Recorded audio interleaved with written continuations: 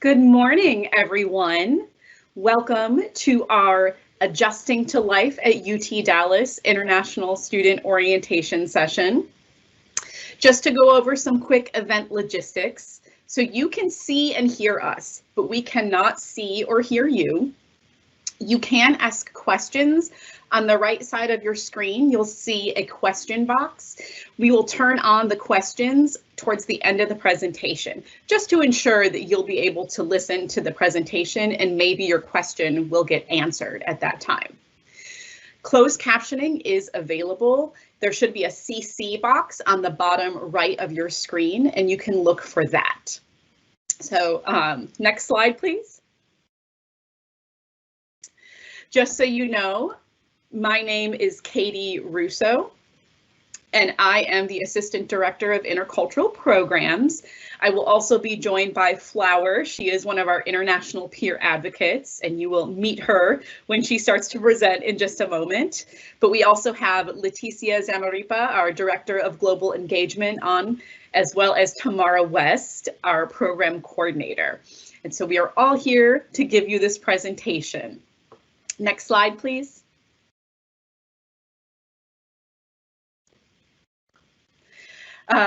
So while we talk a little bit about adjusting to life, let's talk a little bit about culture shock. So adjusting to a new culture.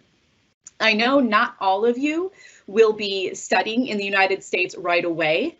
However, you are going to experience a little bit of this, even if you're studying from your home country. So culture shock is the reaction to something new, to living in a culture where what you consider normal doesn't apply. So there are 3 stages of culture shock. 1 is the honeymoon stage, 2 is annoyance, and 3 is adaptation. So we can go into those in a little bit more detail. Next slide, please.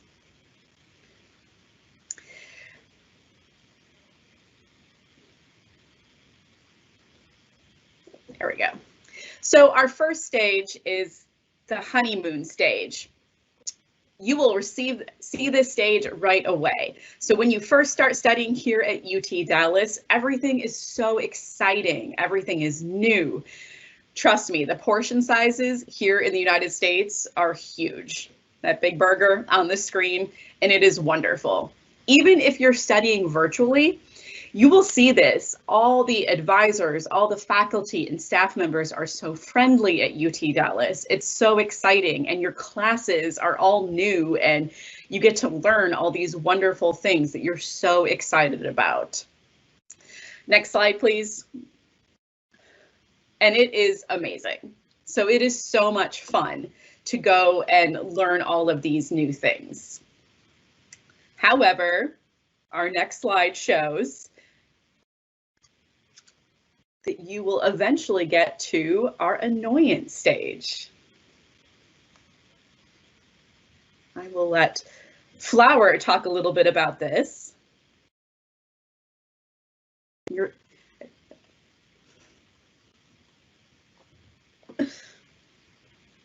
I'm sorry, I forgot to unmute myself.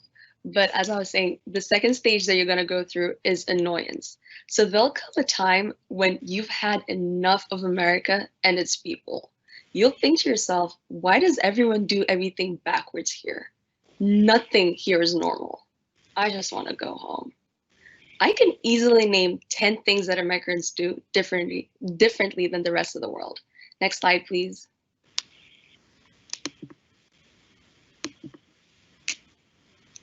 Some things in particular will become very frustrating to you, even if you're here in the US. For example, the date system in America is completely backwards. While the rest of the world knows that we start writing the date with the day first and then the month, in America, it's the opposite. So if you're born on March 9th, don't write your date as 0903 because then you'll be born on September the 3rd. And let's not even talk about the measurement system here in America. The rest of the world totally knows that the metric system is the best. But in America, you'll be measuring things in feet, inches, and pounds. Come on, America, catch up with us. And you'll probably see in your virtual classes as well Teachers may use American-specific slang and vocabulary to talk about the things that are happening or the topics that you're learning in class. It's okay. Everyone will definitely experience this and you will catch on really quickly. And it's very interesting that even in America itself, different parts of the country, you'll find very different slangs. So don't feel like you're missing out. Next slide, please.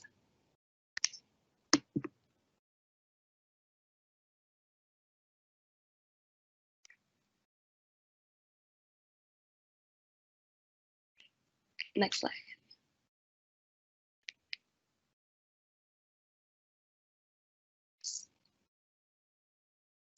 Y'all, I'm just like Flower. I forgot to unmute myself. When you're here or when you're studying virtually, you might think that Americans are, click. Boastful, annoying, fake, or distant. But you have to always remember that these are just your perceptions of the culture. American culture is so different than the rest of the world. Americans want to stand out and just be leaders. And this may not be the case in your home country where modesty and just being a little bit more toned down is more appreciated. But always remember that in America, don't be afraid to talk out and just be your very best self and just let people get to know you. Next slide, please.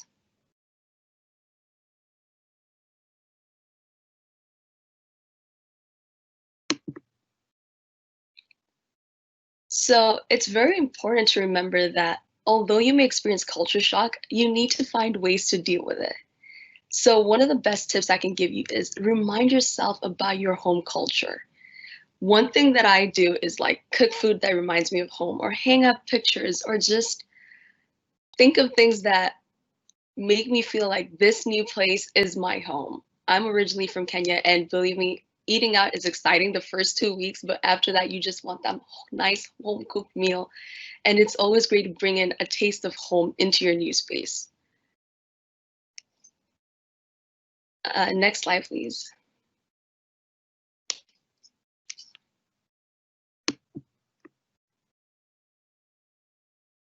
I'd also advise you just make American friends. Americans are very friendly in nature. So just be sure to get to know some Americans. Use social media. So you may be on Facebook, you may be on Instagram. Use those to interact with people, join student organizations. Just don't isolate yourself from the others and from the culture around you, because it's going to make it way much easier for you to like adjust to this new environment and just get to feel welcome when you do understand it.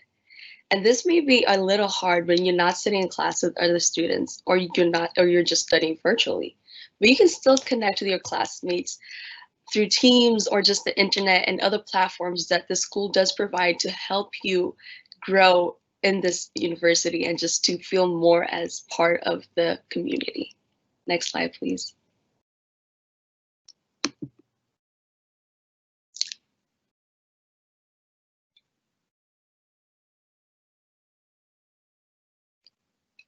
So eventually, you'll get to the third stage,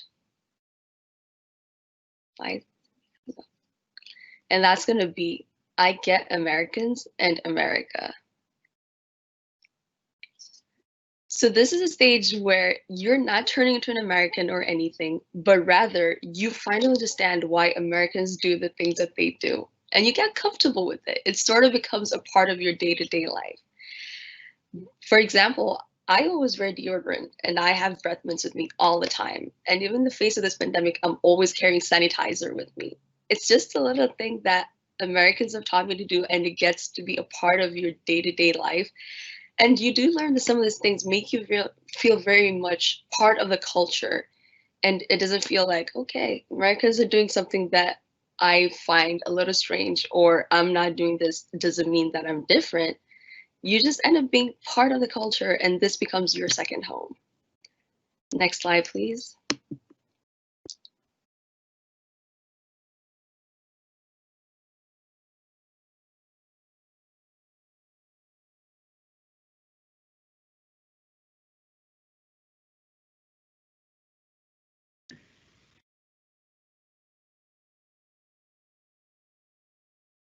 There we go. I think we were having some technical difficulties. So Flower discussed quite a bit about what life is like in the United States, and she gave you some of those examples of what she has done. But what about at UTD specifically? We wanted to share with you some specifics to UTD that you might not know, but you will see when you're here on campus or when you're taking classes virtually in emails and in other communications. So some basic facts about UT Dallas. We are called the Comets. So this is very common in American universities to have a nickname for the community, the UT Dallas community or the school community. So here at UT Dallas, we are the Comets. You know, everything is space themed at UT Dallas, and it's really fun. You'll see that in rooms on campus. You'll see that in terminology. So expect that, and that's a good way for you to kind of understand that we're very high tech, and that's kind of the style that UTD is. We have two different colors that represent UT Dallas, orange and green. So from what I've been told, orange is based off of our mother school, the University of Texas at Austin, because that is their color. And then green shows that we are always changing and that we are always growing as a campus. And so that's kind of cool that we are orange and green. So you see, we're all wearing our green shirts today because we are supporting UT Dallas. But you'll see this with some of your professors, newsletters that you're emailed. When you're on campus, students love to wear UT Dallas t-shirts and colors, and they will almost always be some kind of form of orange and green. If you want to look up some other traditions, I provided a website and I can put that in the Q&A. So in the website, it'll show you different events that are available and that are common traditions every year at UT Dallas. And it's really neat to take a look at that. Next slide, please.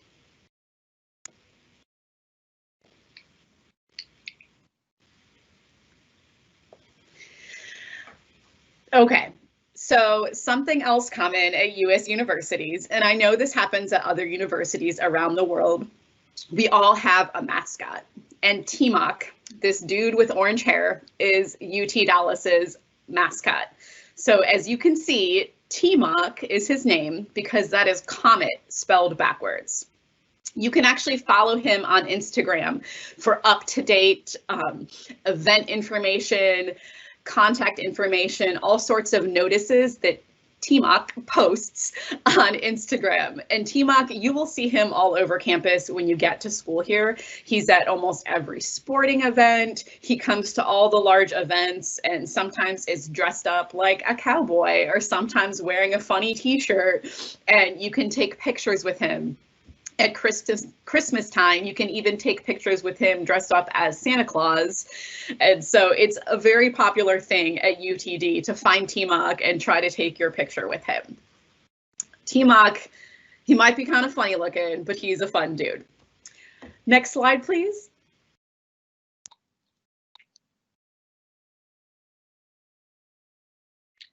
All right, so Katie talked about school spirit and Teamuk, and I'm going to teach you a little something that we do here as Comets.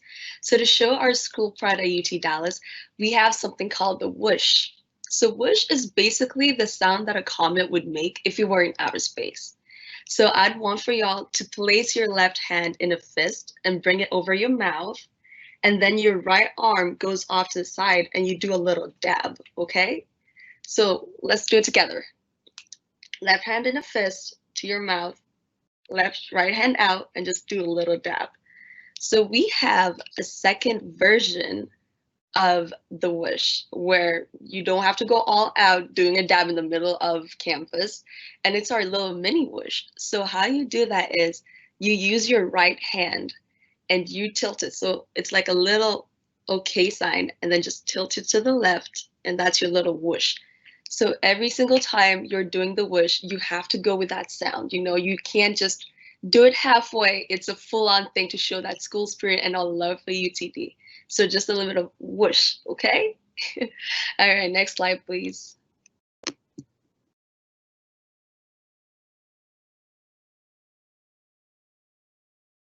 There we go. So US universities have a very interesting structure. The universities here are very decentralized. So each office has a different thing and a different function. It's like a big machine that has very many moving parts and each one is super important. So for instance, you may have the admissions office, which is in charge of admitting students and just processing your admission documents. You have our office, Intercultural Programs Office, and we're in charge of the amazing events on campus and the orientations that you do attend. And you also have the International Student Services Office, which is in charge of supporting your international and immigration needs. So this may be a little bit different from your home country. I know for me, it was very interesting coming to a place where I couldn't just deal with everything in one office and I had to like hop around and talk to different people.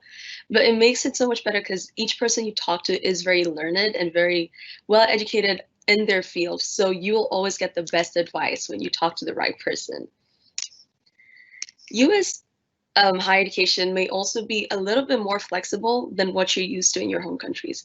So for instance, here you choose your own major and you can also choose that if you want to take this class this semester, you get to pick and you just get to enjoy the different things that you do. But that does come with a lot of responsibility. So for instance, if I want to change my major, I have to make sure that I talk to the international advisor first and my academic advisor to make sure that you're in good standing.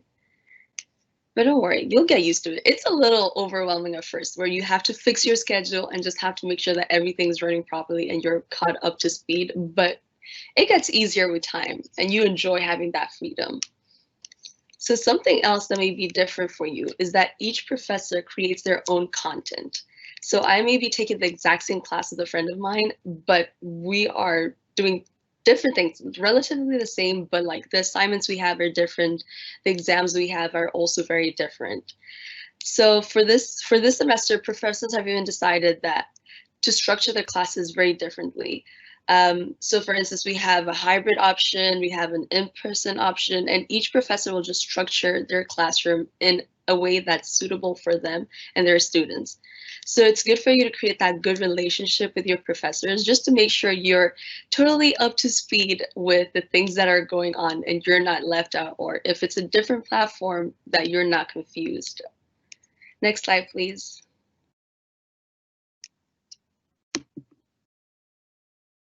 So I'm going to give you a couple of tips for success in the American classroom. So the first thing that I tell you is read your syllabus. So at the beginning of the semester, professors will definitely provide you the syllabus and it's got all the important due dates on there. And when I tell you this is a lifesaver, I mean exactly that. When you have so many classes going on and many activities that you want to take part in, you definitely want to be able to keep up to speed with your work. And it's great to like add in every single thing that you have due in your syllabus into like a calendar and have notifications to remind you, hey, you have to do this. I know for me, it makes life way much easier. Also, participate in classes. Don't be shy or quiet in a corner. I know it's uncomfortable talking in a room full of strangers, but just ask questions and make sure that you're getting the most out of this education that you're in, because you've really sacrificed a lot to be here. You might as well be sure that everything that's coming out of the teacher's mouth is sinking in with you. And you never know, at times, like the information that or the question that you have, another student may have the exact same question. So it's always good to like make sure that you ask and you're confident and you just don't feel like not knowing something or not understanding something makes you any like less smart, if I can put it that way. And I know that it might be a little difficult right now because we're like on online platforms, but you're definitely welcome to have your conversations through WebEx or e-learning. Professors definitely make a very nice environment and create very nice platforms where you are free to like air out your concerns. And ultimately, you're responsible for your classwork. So you have to hold yourself accountable to complete the assignments, the tests, and every other thing. So whether or not it's like online or in person, the responsibility does fall on you. And it's a lot, but it's incredible. And you feel very achieved when you finish that semester and you're like, yes, that A was worked for. So I hope you have a great time here at UTD. And we're going to open up the forum for some questions. Next slide, please. Yes, thank you, Flower. I hope that our tips and our recommendations have helped you. I can go ahead and read some of our questions. Please feel free to put them in the chat box and we will answer them as they come in. So our first question, with everything going on in the US against immigrants, what is your opinion on safety and the well-being of international students on campus? This is a great question. I know a lot of students are seeing a lot in the media right now, and there's different regulations being put into place by, due to COVID and all those things. I want to reassure you that our campus is an extremely safe campus. So we have the UT Dallas Police Department that works 24/7. So even though many of us are working from home right now, the UT Dallas Police Department is still on campus. They're always accessible when you are on campus, and you are able to call them for any type of concern, emergency, anything that you think is not okay.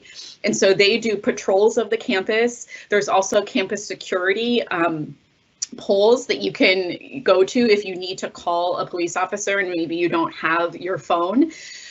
Also, here at UTD, we are a very diverse and very accepting campus. And so we are very particular about making sure all of our students feel welcome. And so we encourage our students to be educated. We encourage our staff to know the concerns of our students such as this, and make sure that we are ensuring students feel welcome and feel safe here on campus. I'm going to post the UT Dallas Police Department's website so you can take a look at that as well. But we really want to let you know. If you have questions specifically about how the courses and how the campus are being structured due to COVID and that kind of safety, it might be best to reach out to your academic department, and I can post on the Q&A how you can find their contact information so you can learn a little bit about how they're structuring classes to make sure that we are keeping our students safe and healthy. We have a student who mentioned, finally, I know why the word comet is published everywhere. Well, good. I'm so glad that we were able to share that with you. Flower, this might be a good question for you. So I'm a freshman, but I will start this semester online. Is there any way I can make good relationships with professors and other students online? Yes, so I tell you, like, for one, professors do offer up their email address or even like their numbers, so you can definitely get in contact with your professors. And for the students, we do usually have group meets, so we have this application that we use, and everyone in the class gets a notification and you join it. And it's a very nice platform where you can talk to your fellow students, and you can just make sure that if there's something that you're not fully understanding, like in the class, you can definitely ask questions there. And you can also just, like, when you join organizations, they all have Instagram pages or Facebook pages. So it's easy for you to just connect with them and be like, hey, I'm a new student here. If they've got any online or virtual events that they have, definitely take part in them, comment on things, and just try to be as active as you can, even though we're not on campus. Thank you, Flower. Yes, you're getting advice directly from a current student. She is our expert. We have another question. I am a new PhD student this fall semester. I decided to have on-campus courses. Since the new policy announced, I am confused about my status. I already have my I-20 and my visa, and I also scheduled a flight to Dallas on July 24. And now I'm not sure that I can enter the US. Do I need to renew the I-20? How can I do that? I know that this student is very concerned about the new policy, and we have had a lot of students concerned. Your best resource is to contact the International Student Services Office. And so, Flower, maybe could you post the ISSO perspective email and their website in the Q&A? So ISSO, or International Student Services Office, is in charge of issuing you your I-20 and helping you with some of those immigration questions. They have a lot of information on their webpage, and they're right now trying to make sure, and they're working with students to make sure that they can stay in the United States and study under the valid F1 visa, particularly with the new regulations. And so we are really trying to make sure that those students are getting the assistance they need. So Flower, I think, is going to post their webpage information and their email. You can schedule an appointment with an international student advisor if you have those specific questions. Unfortunately, we are not the international immigration specialists, but they are, and so they'll be able to give you the best answer. We have another student. Now that it's online this fall for international students, how different will the virtual university life be from the in-person? Well, I think we can kind of tag team this, me and Flower. So that's a great question. So there are going to be a lot of things virtual for this fall. Obviously, there's going to be some in-person classes and hybrid style classes because that's what UTD has decided. But most events on campus will be virtual. So you'll be seeing us post events on our webpage and on our Instagram and Facebook, things that you can participate in virtually. Right now, Tamara has already been doing our live lunches about 1 to 2 times a week through Instagram, where you can tune in and see her talk to different student organizations and staff on campus and participate in an activity. And those are really fun. And so many of these events will be virtualized, probably through social media or through Teams. So it is going to be a little bit different. I expect that the on-campus atmosphere is going to be a little quieter. And so if you are coming on campus to attend your classes, that's going to be quieter than we usually see with less students. And there's going to be a lot more restrictions in place regarding purchasing food and going to different offices and what you need to do. The university does have a COVID website that is updated consistently, and so they'll probably be putting more information on there. And your academic department will probably send you information about attending your classes and what the requirements are, like wearing a mask and using hand sanitizer and things like that. Flower, do you have any thoughts on the differences that you'll see on campus this fall? I definitely just have to reiterate what you said, where the campus will be a little slower, there'll be less people, but I know there'll definitely be opportunities for people to still interact in a very safe manner. So if you're still trying to make friends, don't worry, you definitely will be able to make friends and to just have a little taste of what UTD is like before everything gets back to normal, if I can say. So it's going to be a little different where there's not that many people, but you definitely will still be able to interact with people and get a little taste of our UTD community and just the culture that we have on campus. That's a good tip, because it is different to make friends when you're going virtual. So thank you, Flower. We have another student who said they were registered for classes and they'll be starting virtually. What's the next step? And then how can they access their syllabus for these classes? So if you're starting virtually, you might want to check out the ISSO page. I have the virtual start webpage that I can post. ISSO has a virtual start page that tells you if you're starting completely online and you're in your home country, here's what they recommend that you do. And then you can also follow up with your academic advisor to see for your classes, what else can you do? I just posted the UT Dallas academic site. This is how you can find your contact information for your academic department or your academic advisor. So if you're looking for your syllabus, the best thing to do would be to reach out to that professor and see how they are choosing to post a syllabus. Some of them might not have gotten their syllabus up online yet. Sometimes that takes a little time. And so usually, Flower, correct me if I'm wrong, you can find that in like the e-learning site or somewhere else. Yeah, so typically what happens is the week before school, actually a couple of days, not even the week before, you're added to your class on e-learning, and everything that the professor posts, from the syllabus, the assignments, to any resources that they have for you to use in the class, is definitely going to be on there.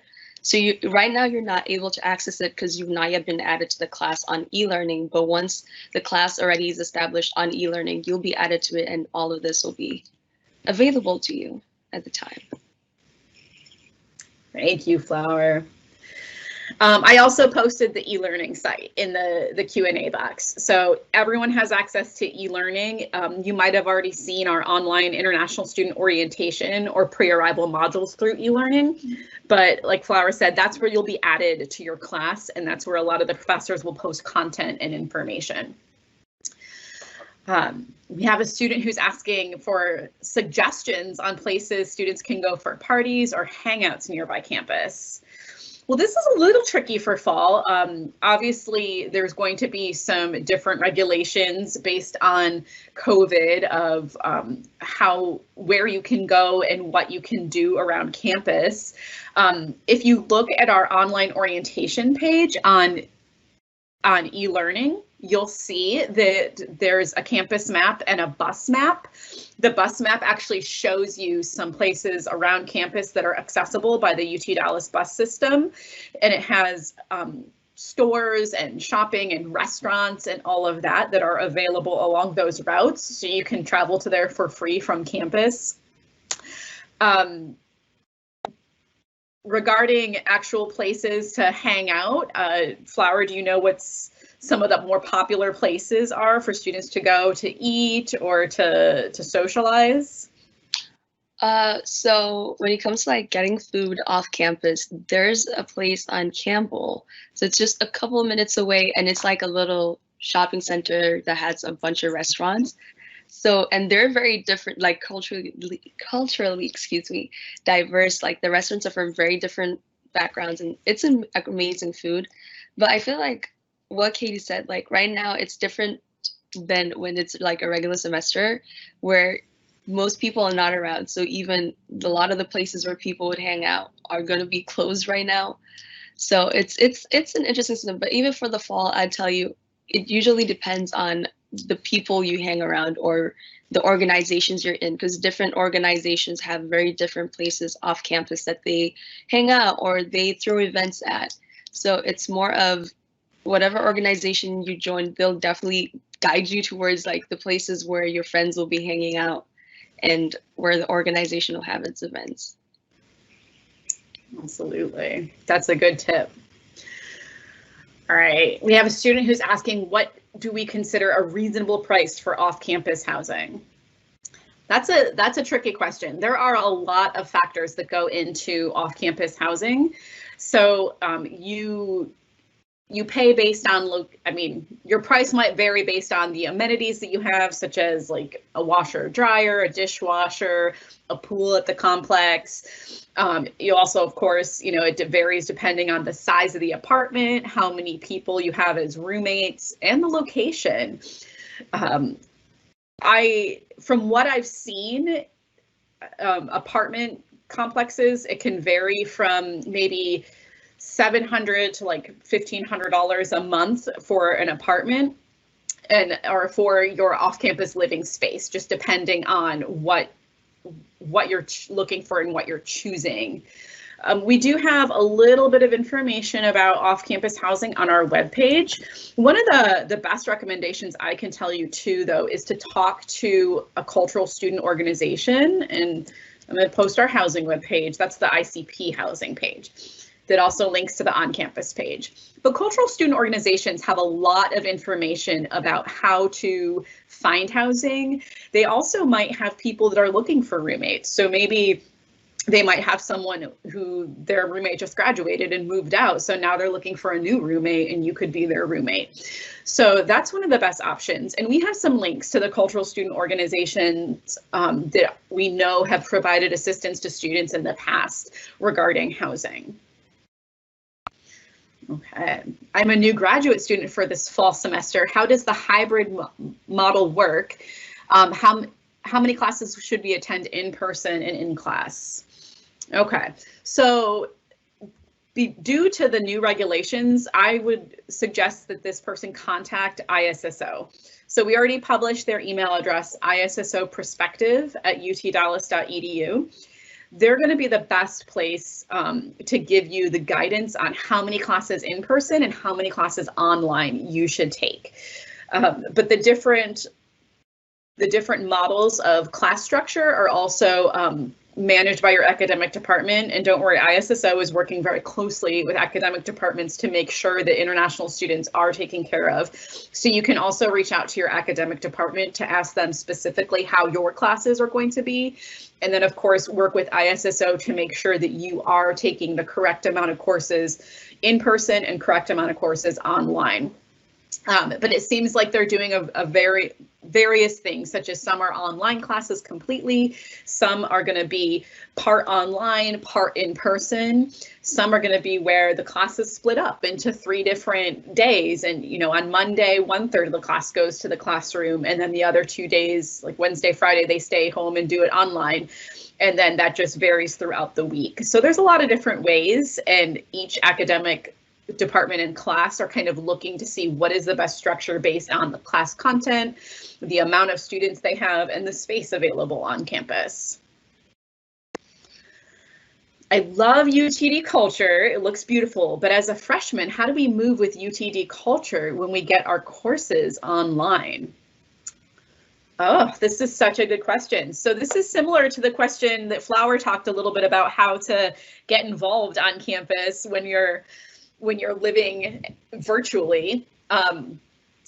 International or cultural student organizations, or just student organizations in general, are an awesome place to start. You can connect with them virtually. So Flower, maybe could you post the Student Organizations on our page? Yeah, sure. Thank you. So the student organizations, there's like 300 student organizations, either cultural, academic, social, special interest. I mean, it's like every interest you could possibly have, there's a student organization for it. And so just because you're not physically in the US and you're not on campus with these particular students, you can still send them a message and ask them if you can participate in virtual activities and join that organization online. It's really fun. So that's a really great way. Same with attending virtual events. So most of our events this fall will be virtualized. So even the students who are on campus will be attending events virtually. So you'll be able to connect in that way, which is going to be really fun. So you can attend those. We're also putting all of our events virtualized. So all of our ICP events, such as our cultural events and some of those social ones, will all be virtual. So you'll be able to participate. One thing that's really cool is we have the iFriend program. And so we are working right now to figure out how we want to virtualize that. But iFriend is where we've typically paired an international student and an American student to meet throughout the semester, get iFriend special events that are just for that group, and really become friends. And like the whole group hopefully becomes friends. And so we want to virtualize that, and we really want to create an iFriend culture that's online. So that's something else you could participate in. And we will be sending out information to new students about how you can participate in all of these. I would highly recommend checking your UT Dallas email every single day, because that's how you're going to get most of your information about how to participate in the campus culture and the different things, even though you might be, you know, in China or India or somewhere. Next question, isn't the US closed to international flights till the end of July? How are people entering the country before the end of July?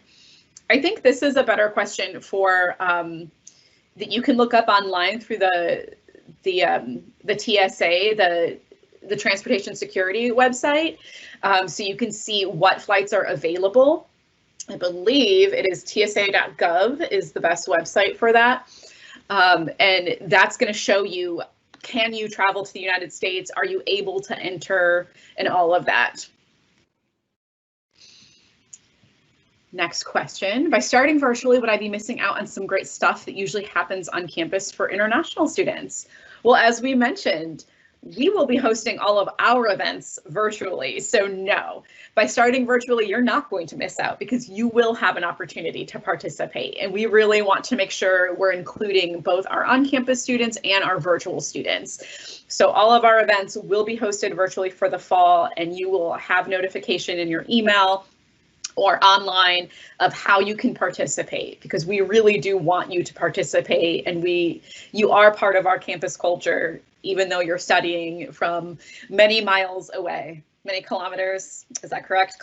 Flower. You're right. See, But I'm using my American terminology, y'all. But I definitely just remind y'all, like, we're all in this together, and each and every office is really trying so hard, and every organization trying so hard to keep everyone connected. So for all the events that we usually have on campus, there's so many people working so hard to make sure that we have a virtual version where we still interact with each other. So it's gonna be a little different, but it's, I don't know, I guess just watching, being able to see the two different versions, it's like you do see the heart that everyone puts in and just the effort that they're trying to make sure that we are all connected and we still remain intact as a community. So it's just gonna be a different version, but we'll definitely have a lot of events virtually. Yes, absolutely.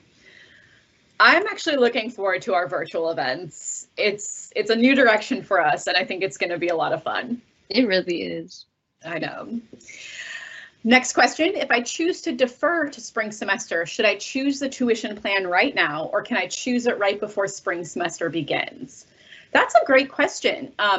So the Bursar office is actually in charge of your tuition and fees. Some of you might have attended our session last week with the Bursar office, and I'll send you in the Q&A.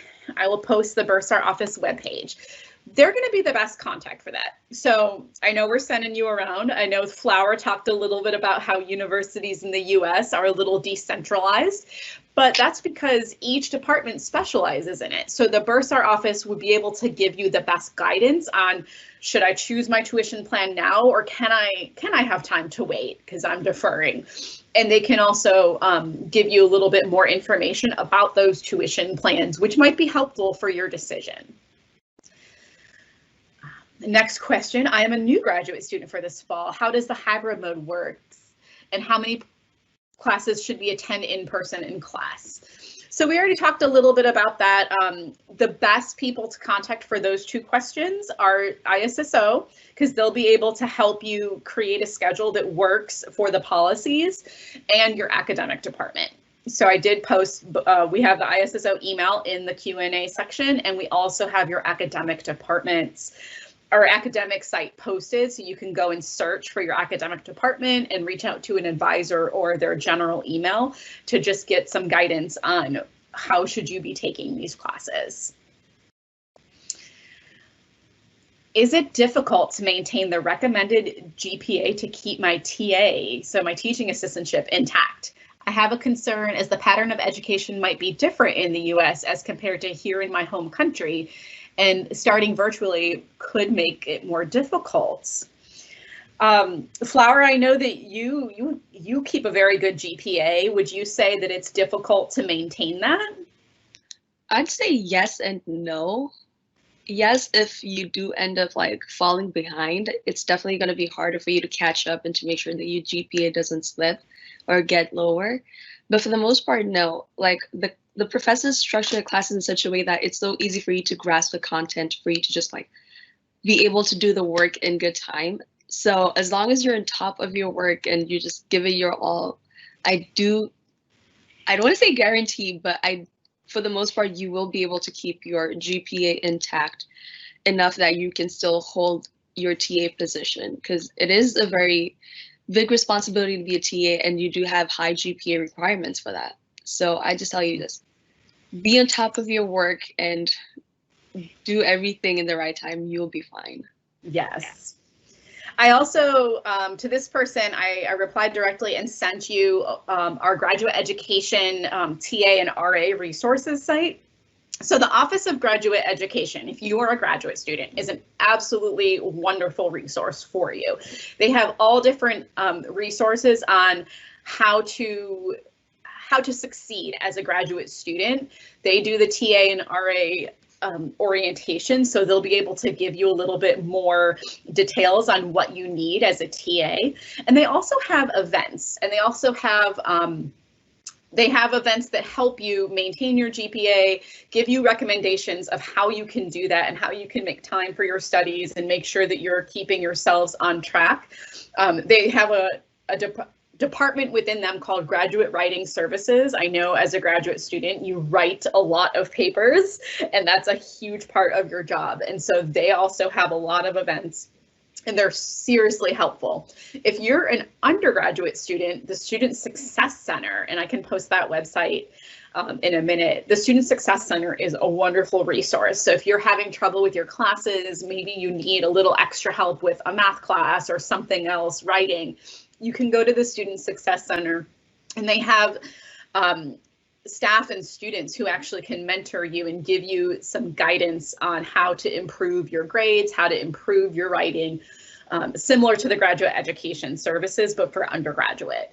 And so UTD really takes care of its students and wants to make sure that you can succeed. So giving you those resources is what we want to do. And I'd also advise that when you're like coming up with your class schedule, definitely talk to your advisor, because they're able to help you fix your schedule in a way that you're not taking like classes that are a little too heavy all in one semester.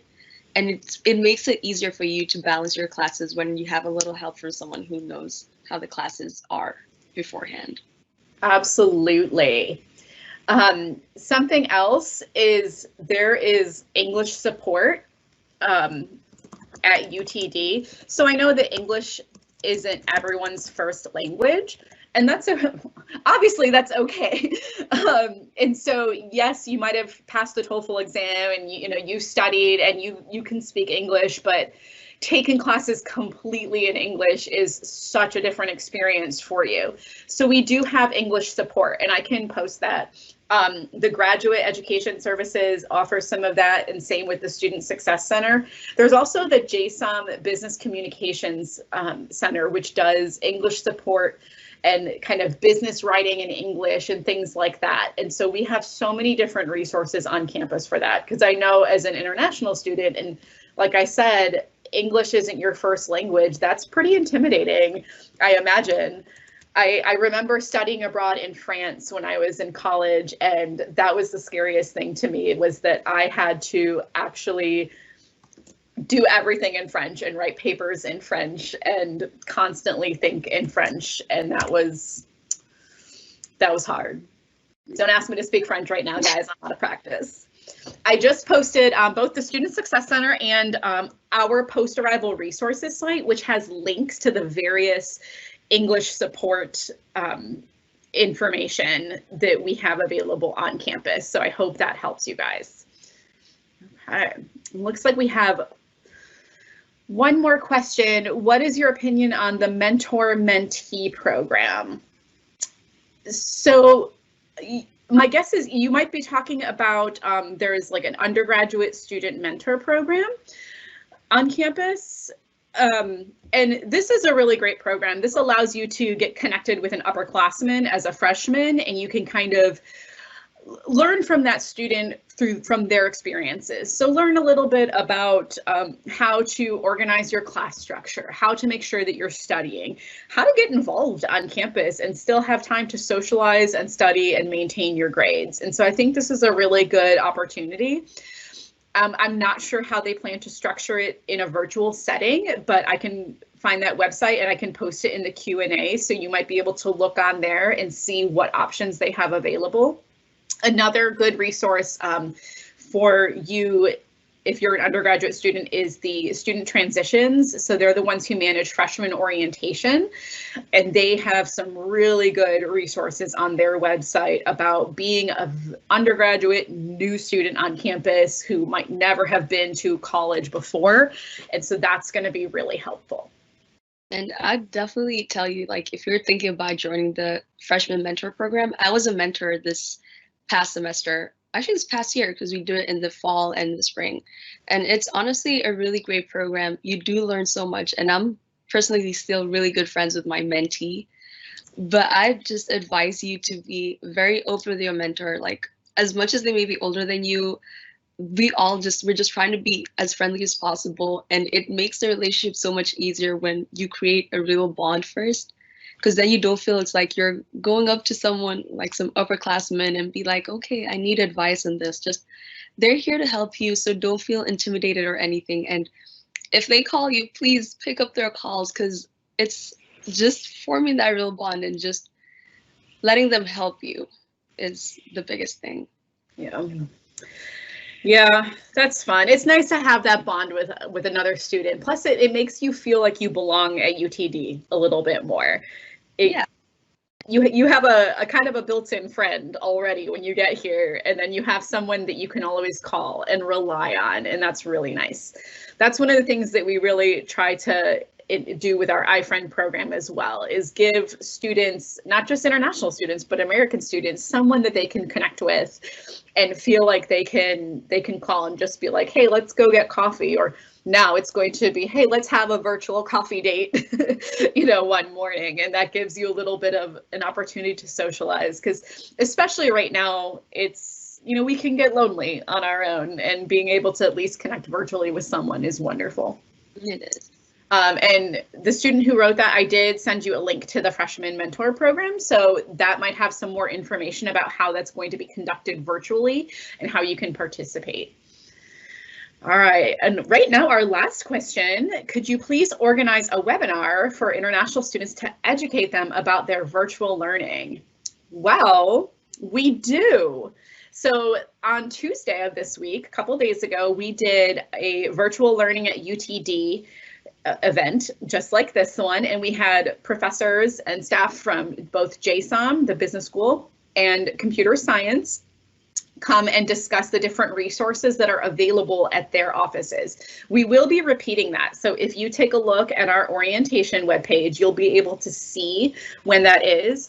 Additionally, on our orientation page, and I'm going to post the link, you'll see a link to YouTube where we're posting all of these webinars, the recordings of them, so you can look at that on YouTube and then you can attend the next one. But our schedule is all on the International Student Orientation webpage. All right. Well, it looks like we are out of questions, which is good because we are just about out of time.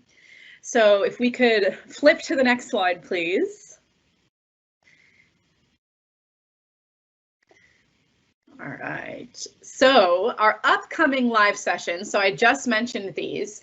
We have 3 next week. This is a big one. So on Tuesday, July 14th, we have our Indian Student Association orientation, and then we also have our FACS, which is the Friendship Association of Chinese Students and Scholars orientation. So these are 2 of our largest cultural student organizations on campus for Indian students and students from China. And so they really want to reach out to new students to make sure the students are taken care of and they know all the resources available to them. Plus, both of these organizations do a lot to support the students at UT Dallas who are attending UT Dallas. And so if you can attend either one, they're both at the same time. And we will also record them and have them posted on YouTube afterwards, so you can participate in those. And then Thursday, we have our Staying Healthy at UTD.